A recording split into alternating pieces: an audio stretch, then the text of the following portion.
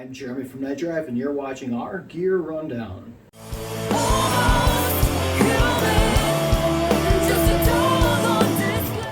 Hey guys, since we're all locked up here for the last couple of weeks, we felt that it'd be nice to get to know NightDrive a little bit more intimately, and what better way than to learn what we play and what we play through.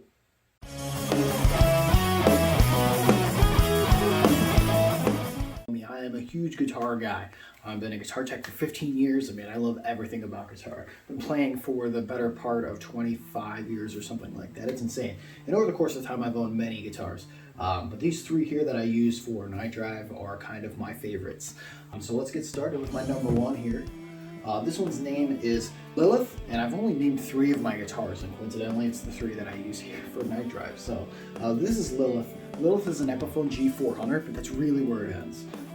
For those of you that know me, I love to mod out guitars, and basically I'll take mid-level guitars and then make them, higher end guitars by modding the crap out of them and getting that quality and that sound out that you would get from, a much more expensive instrument. So this is Lilith, like I said. She is a modded Epiphone G400, and this is my number one. I love this guitar so much. I love the look. I love the SGs.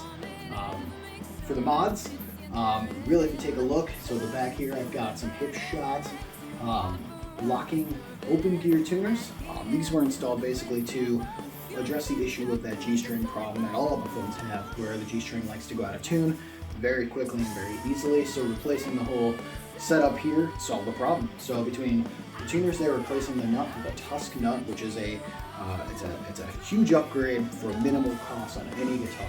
Basically what happens is every guitar that you get from the factory, or a good part of the guitars, especially the mid and lower level, come with a plastic nut, and those like to wear down.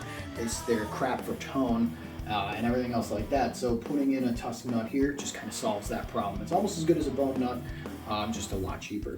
Another mod that I made is I replaced the bridge here from the factory, which had sharp ends on it, and I was breaking strings on it, to this MKIII roller bridge, which is pretty nice. I don't have to worry about breaking strings, and so far it's done well, so no complaints there. Finally, the electronics were completely removed. This guitar was gutted, and I replaced everything with a Fishman Fluence set. If I could have my own signature pickups, these would be it. They sound fantastic. I love them. Man, they put out a hell of a sound and a hell of a tone. And to top things off, basically when you get Fishman Fluences, you get, I want to say, 3 different pickups in one. So that each of these tone knobs will pop out, and which provide different sounds for each pickup, depending on the switch, whatever. So basically you get one tone, it'll sound almost like a coil tap, and then the second one is more of a hot rod. It'll give you a gain boost. And that's what these had. And it's great for the solos, good for cleans and things like that. Really what makes these pickups shine is it's able to take a guitar like this, which is notorious for sounding kind of thin, and fatten that sound out and make it sound huge, and that's absolutely why I love them. So this is Lilith, onto my second live guitar, and so this one's a brand new addition to the family. This is my Chapman ML3. This is a ML3 modern, if you will. It's a bolt-on neck, which I haven't had one of these in a long time. It's a bolt-on neck. It is a longer scale Tele style guitar, and I bought this because actually I got this because I like the Tele style. You can tell by my LTD sitting right here, which I'll go over in a minute, but I wanted something that I could play live that I wasn't worried about breaking, that isn't too heavy, and that's where this came from. This thing is awesome. So really the only mod that I've done to it so far is just replace the pickups with those Fishman Fluence Classics. This is the black nickel version, and that's pretty much it. The nut is still the same because the nut is still a nice nut. And these will be replaced soon with hip shots, I'm sure, but that's it. Finally, we're moving on to the guitar that I now just dubbed straight for recording, which is my LTD TE1000. This one's name is the Terminator. I have done no mods on it whatsoever because everything came from the factory exactly how I wanted it.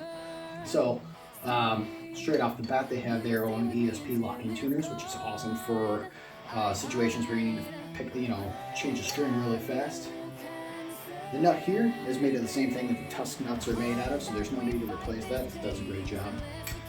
Really what sets it off is the Evertune. The Evertune, basically, if you don't know what those are, that just means that the guitar will never go out of tune. I've had this guitar for 4 months, and I've only had to tune it once. It's great for recording conditions because you're always checking your tuning, and you need to be in perfect tune all the time, and that's where this thing comes in handy more often than not. I put it in all my guitars, but the price point on that one is pretty up there. So these also have, these are EMG actives. They do a really good job. They're just hotter than the moderns, than the Fishman Fluence Classics.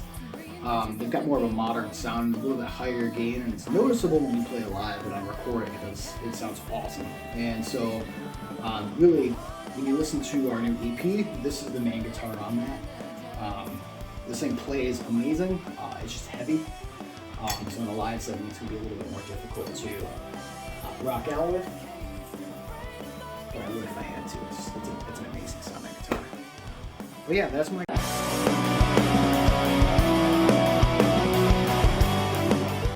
Alright, so let's go over my amplifier.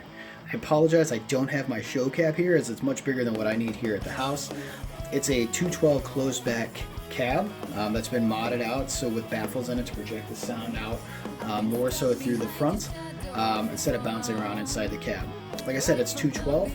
The first speaker on it it's an Eminence Governor, which is awesome. It has some really nice lows and some mids. It's kind of a darker speaker, which is great. And then on the other side, I have a Celestion B30.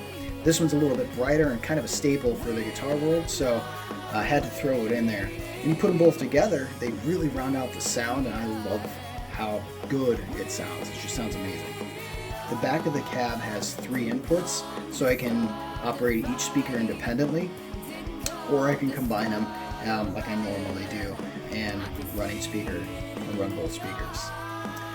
Moving up, you'll notice there's a PV65MH there, 6505MH, my bad. This is a practice amp for me, and I just love the way this sounds. I get some really nice metal tones out of it because I'm primarily, a lot of my background is in metal. It's a great amp to practice with. On top of that, you'll see my main amplifier. This is a Hughes and Kettner Grandmeister Deluxe 40. This has been my favorite amp I've played ever, and it's extremely versatile. I mean, you can go from the cleanest of cleans all the way to some super heavy, genty distortion if you so chose. Really what makes this amp that much better is that it has a whole line of effects that you can mess around with there. It's got delay, it has reverb, it has a chorus, a flanger, a phaser, and a tremolo all within there, and they're all editable effects, so they all have settings you can adjust to kind of get your favorite sound, which is nice because I went from a 13 pedal board down to way less than that. What makes it even better is that it has MIDI capabilities for a MIDI foot switch, which allows us to have 32 banks of 4 channels apiece, which means that you can set a crazy amount of channels if you so chose. I kind of went for the simpler route, and I've only got a couple banks loaded full of channels and special channels built with effects in that I use throughout the set. Another cool capability is it has iPad control, so if you buy the add-on to the MIDI thing there, it'll allow the amp to have wireless connection using an iPad or an iDevice, and you can control the amp remotely, which is pretty cool as well. I use it mainly for fine-tuning because I can get numbers on there instead of using the knobs. And then I can also name the channels, and also you can load an infinite amount of channels to your iPad and just kind of scroll through them if you so want to. Another pretty cool option on this is it's got a power soak in the back, and that power soak basically drops to 1 watt, so it goes from 40 watts down to 1 watt, and that's usually what I play with here at the house. And 1 watt is plenty loud enough. Another cool option is that it has a red box out, and what it is basically a cab simulator. So if you're recording, which is really what this amp was built to do, you can not only mic the cab that I have here, but you can also run that red box out, as I also have set on my setup here. It's that red cord sitting next to the amp. And you can get awesome tone.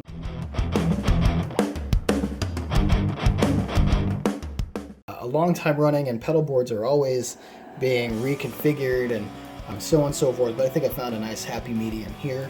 So this is a custom pedal board which I built myself, and I dig it because it's built exactly to how I want it built, to my specifications, and I'm pretty happy with it. So kind of go over the signal chain here. First things first is this giant thing on the top is that MIDI foot switch for my Hughes and Kettner. And you'll see it's got ABCD channels, and I can switch off the banks to however I want. You can also switch it to a foot switch mode, which will allow you to customize 4 channels and then add effects as you go along. Following the signal chain, then I'm going to go with the first pedal first, which is the Mimiq, made by TC Electronig. What this is essentially is a guitar doubler, but instead of just doubling the signal, it kind of adds a little bit of nuances, whether it be a little bit in pitch shifting or a little bit in timing.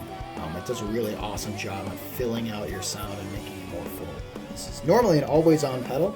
It's currently off right now, but it's normally an always-on pedal for me as it just fills out that tone, which I really dig, especially live. Going from there, it goes into a D'Addario tuner. And this tuner is, it's a tuner. It does its job well. I dig it because of the slim profile there. It's kind of thinner, which is pretty cool, and honestly I just got it because it's on sale. But I love the display on it. It's nice and bright, and it does its job well. And it also acts as my signal cutoff, so if I'm changing guitars or what have you, I just click on the tuner. It does a good job. From there, it goes on to the Digitech Whammy Ricochet, which is basically a whammy pedal without the expression pedal. The cool thing about this is you can still set it to be momentary and adjust the rise and fall of the effect, of the pitch shift effect. And so still you can get an expression pedal kind of feel out of it if you wanted, or you can just click it on and it's, you turn the momentary off and you can just click it on and you can pitch shift yourself up a couple octaves or down if you so wanted to. But I really dig this pedal. It's a lot of fun to play with. Look for it, on a couple of new live songs. From there, I go over to the mini CryBaby. This thing is pretty cool. I like it because it's tiny. And you see my foot switch, my footboard. I'm trying to go with the smallest possible footprint because I'm all about simplicity live. And this CryBaby is actually pretty awesome. You just got to get used to where you place your foot and so on. So it does this job. It's a CryBaby. What's really cool and what makes this pedal a little bit different is if you open up the bottom of it, it's got a switch that allows you to change the modulation. So it can either go from the high frequencies to mid frequencies or low frequencies. So it's pretty cool. It makes it a little bit more versatile that way. I have it personally set to the mid frequencies because I don't like the high sounding CryBabies, and the low one is meant more for a bass. Also, when I took everything off, the bottom off of that pedal, I put some extra EMF shielding on it because these pedals are notoriously noisy, and I hate any noise when my guitar is not playing. So took out that sound, and I'm pretty stoked about that. Moving on to the signal chain here, I've got the Obscura made by Digitech. It's a pretty advanced delay pedal, and I dig it because it's got multiple different types of delays, I think 5, and there are multiple just ways to modulate the effect, which I really dig. And it also has tails, and it's something I couldn't find in a lot of delay pedals, so when you kick the pedal off and you still want that effect to go for a little bit, it'll go on. Moving on, I've got a Hall of Fame 2 reverb pedal. This pedal is really meant for a lot of my swells and get some nice airy effects. This one is pretty cool. It's an updated version of the first Hall of Fame. It has more reverb types on it and definitely allows for that tone print thing that they have going on. And then there's also a new cool thing called a mash.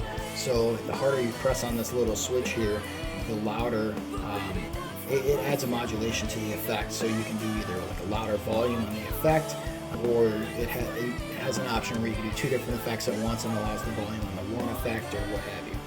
Finally, the last pedal on the pedal board is a TC Electronig Ditto looper. I think pretty much every guitarist knows about this. It's just a mini looper. I use it primarily in live situations when I know we're going to have dead air. I will just record the last chord that I'm playing and just let it go out while we're tuning or whatever. Something else I really wanted to show you guys was the underside of my pedal board. I had made it so it's on hinges, so it lifts up, and basically all of the wires and whatnot go underneath my pedal board here. So you can see my power brick here. I've got the Voodoo Labs Pedal Power 2 Plus along with my wireless system. And then an Altoids tin, which just carries picks. And then it's lit up to make it all pretty and whatnot. So yeah, this is pretty stoked about this pedal board, pretty happy with how it turned out. Alright guys, I hope you had fun learning what I use during Night Drive. Stay tuned for more videos from us. Maybe we'll get some more acoustic videos or something going on. So pretty stoked to keep sharing things with you guys. So stay safe. Talk to you guys later.